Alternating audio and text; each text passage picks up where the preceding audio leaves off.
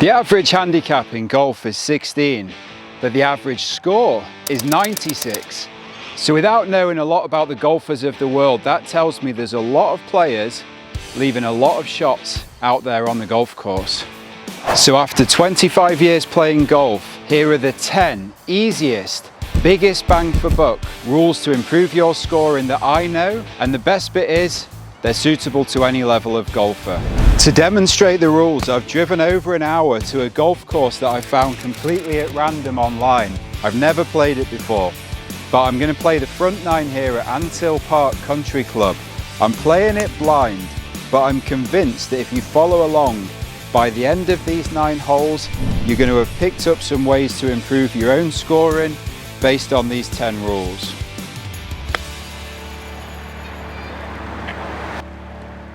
Rule number 1 starts right here on the first tee, and it's for anyone that suffers with tension, gets too tight over the ball.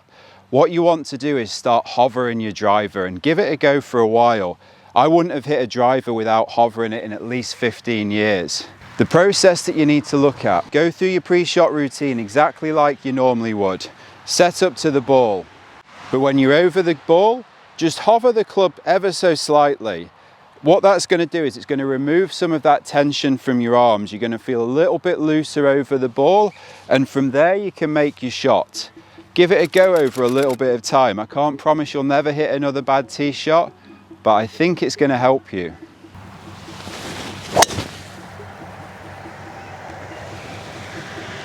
That should work. We got 152 to the centre, 166 to the back, but it's uphill. It's obviously very wet and cold, so we're going to club up to a 6-iron, see if we can put a nice smooth swing on it, and hopefully get it near the green.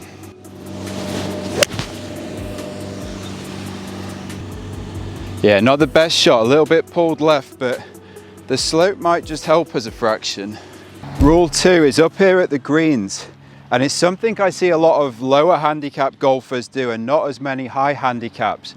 But the rule is to basically focus on your landing area. So what I like to do is I like to come up to the green, take a bit of a scan in general at what's going on, get myself that impression of where the break is, where the run is. From there, I want to narrow it down to really think about where is it going to land, and then think how it would run out as a putt. So this is downhill quite a lot, it's going left to right. So start to visualize where the putt would be, how it would be rolling from there. That starts to give me this landing zone, and then I can decide what's the right club to play from there. Do I want something that's going to go in lower, a little bit higher, whichever you're most comfortable with, most confident with. But this basically takes out worrying about everything that's going on the green, because there is a lot that you could be worrying about. It narrows my concentration down to one little area where I want the ball to land, and that's all I need to do. Focus on that, let gravity do the rest, let gravity take it to the hole for me.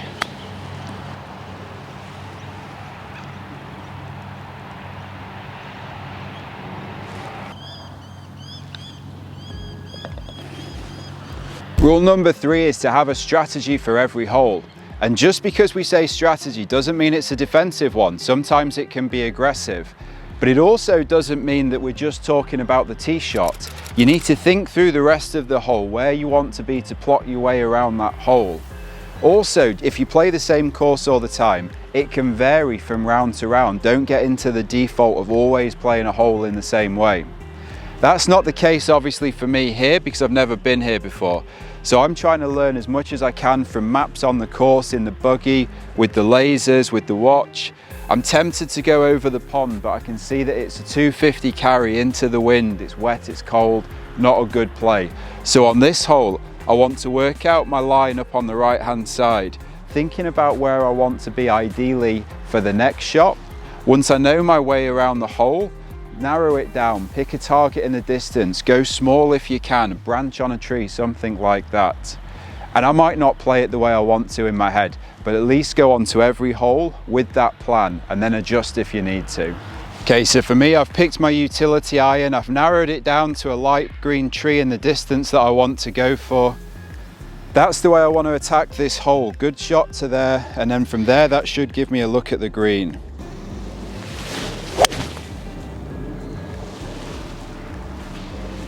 It's definitely not the tee shot we wanted, so a long way further right than I wanted, but this is what we talked about. Sometimes you have to adjust the strategy as you go, unfortunately. So I definitely didn't like the tee shot. It was left to right, didn't go very far, and it's put me in a horrible position. So we were adjusting that strategy. We've now got a long way, 207 still to the center of the green, bad lie, bunkers, everything sloping. So this for me is more of a punch towards the bunker on the right, try and let it turn over, and I'm not even really going for the green on this one. Somewhere short to leave me a good look for the next will do just fine, and I want to get it back in play. Hook. Hook. It did everything except for turn, so I'm up there short of the bunker, took the danger out of play, which was my thought process, but now we're gonna have to see what the chip looks like. Been up to the green and had a look at where I think my landing spot is, and now it's really just trying to see whether I can play to there, let it go hard right to left, I imagine, when it lands, and see if we can get ourselves somewhere to give ourselves a good look at seeing if we can save par.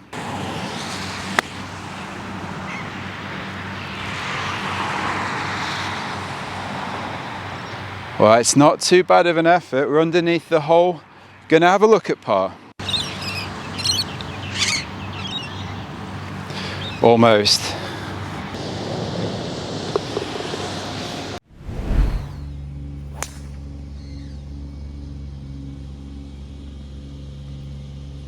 Hit a great tee shot off that hole, but because I'm new to the course, very little idea where I'm going, and it's a bit of a blind second shot.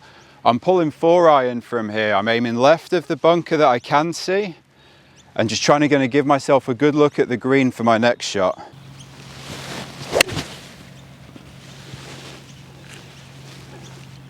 The next rule is to always use a measuring device, and I've got the Pro ZR laser rangefinder. I've also got the V5 shot scope watch.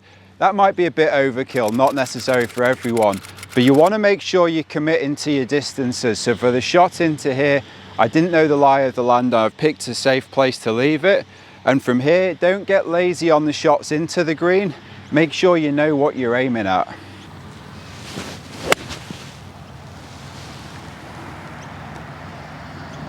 Yeah, that gets us safely on.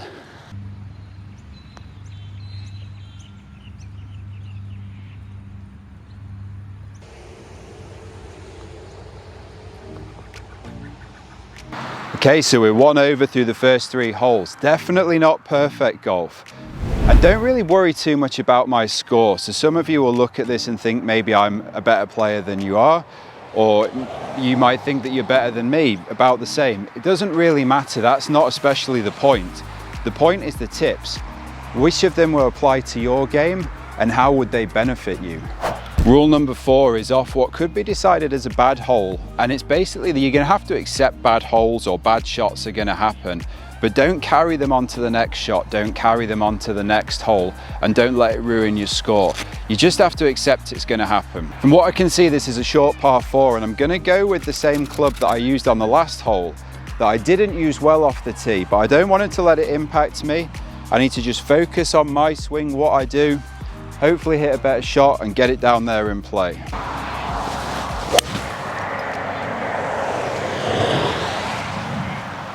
Hopefully that's right, and we'll give us a good look at the second. So we've got 90 yards to the pin, and that brings us on to rule 5 here. And that's basically that you need to stick to a pre-shot routine. So what you do can be individual to you. It doesn't have to be the same as any other player, but you need to go with it. If you watch any level of pros or top players, you'll always see they go through the same pre-shot routine. And that's to really focus their mind, get them into a good place to hit the shot, make sure they're dialed in and decided on how they're going to play it. And it gives them that confidence to keep doing it. So you need to get yourself a pre-shot routine and then make sure you stick to it.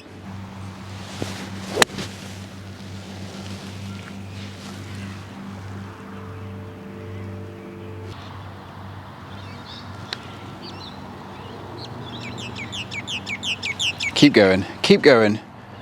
Yes! What a great looking par 3 this is.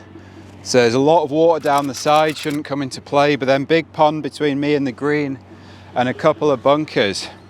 151 it says to the center. Really just looking at the center on a shot like this, try and put a good swing on it.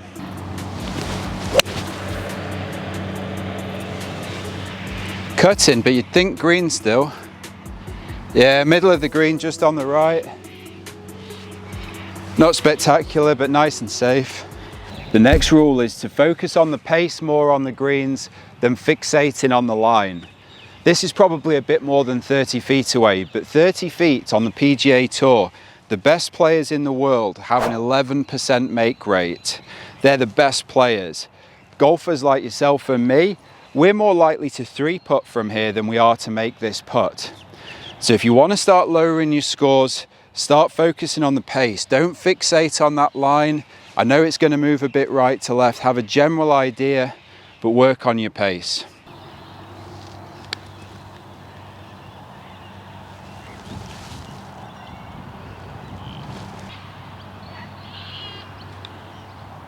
Solid 3.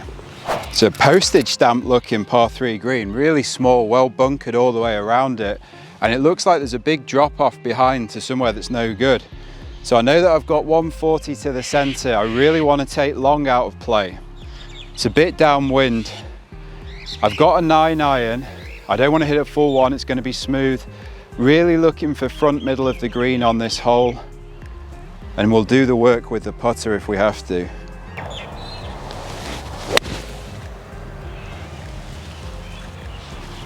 Good strike, don't be too big. Yeah, it's just grabbed the back, spun back a little bit, maybe into the fringe. We've taken long out of play, but it might have just run off to the left. It was a very narrow green. So pitched it nicely pin high, and like I said, took long out of play, which looked like the real danger. But it's not left the most straightforward of chips. But again, pick my landing spot, think about what I want it to do from there, and just give it my best effort.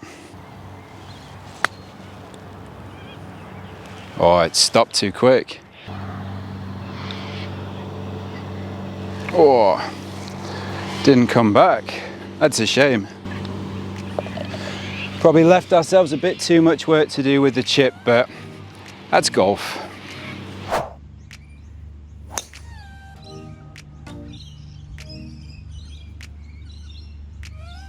Pulled our tee shot down here into the left, so really going to need to try and hit a big slinging hook, low type of shot here. Really want to get it back in play. Don't envisage going anywhere near the water, and hopefully get ourselves a look for the next.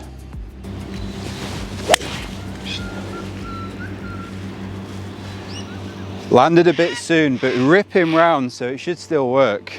Rule 8, and it's a big one if you're wanting to drop your scores. And it sometimes seems a bit counterintuitive, but it's the don't always go flag hunting. We look at this hole, the pin's tucked over on the right hand side, it's a raised green, it looks like there's a big drop off front left, can't tell what's behind the pin. Always you've got that temptation, you're thinking it's 150 yards, you start to think, what would the tour players do, where you see them fire them in close and stop the ball there. But it can be dangerous for us mere mortals anyway. You've got to think not just about your best shot, but your collective shots that you tend to hit. Where's the dispersion? Are you a left to right, right to left? All the different things that you need to factor in. And more often than not, pick a conservative target on the green instead of the pin. That's going to give you a better chance of actually being on the green for your next shot and giving yourself a chance to score well on the hole. 150 to the center of the green, but really I'm looking at the back of the green. I don't want to be short, I want to go long. There's a bit of a slope that looks like it'll stop me rather than bring me all the way back down away from the green. So, gonna go with a 7, aim for the fat part of the green, see if we can get a good strike.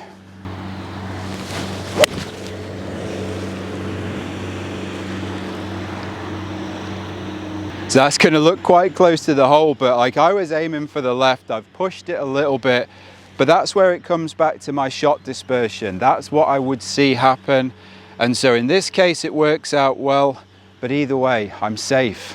So like I just said, it looks relatively close, but The reality is I was aiming for the middle of the green and taking plenty of clubs, so a little bit of a push, a little bit of a fade, but that's what I tend to see, and it's given me a good look underneath the hole. So we take them, but we've kind of got the chance because we played that sensible shot away from the pin.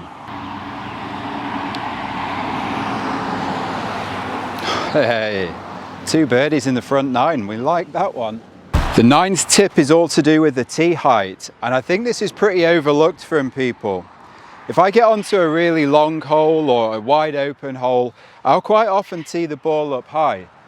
I think that promotes me hitting up on it, it reduces the spin. If it's anything, it's more likely to go a bit right to left, and I might get a bit more distance out of it.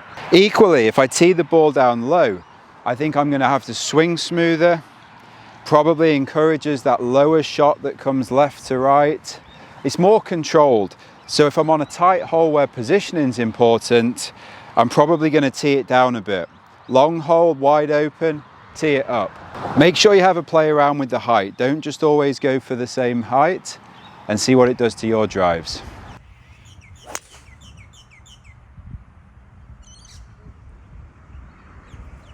So we've left ourselves 81 yards, just on the edge of the fairway.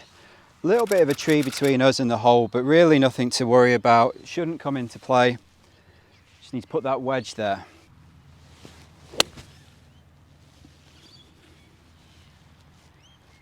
Oh, that one looked decent.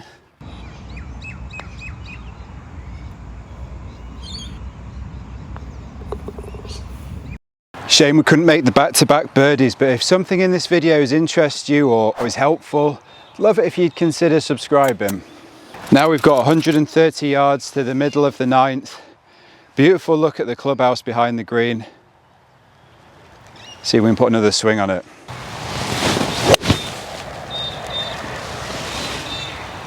Be good. Looks good from here. Rule 10 is hard for me to demonstrate today. Because of the rain, I'm out here by myself. But normally speaking, I'd be saying learn as much as you can from your playing partners when they're around the green. So if they're chipping from up the top or putting on a semi-similar line, learn what the green's doing. Because I think for me, from here, it would tell me that it's quick, going right to left and running away from me. Validate as much as you can on your playing partner's shots, and then use it to help your own.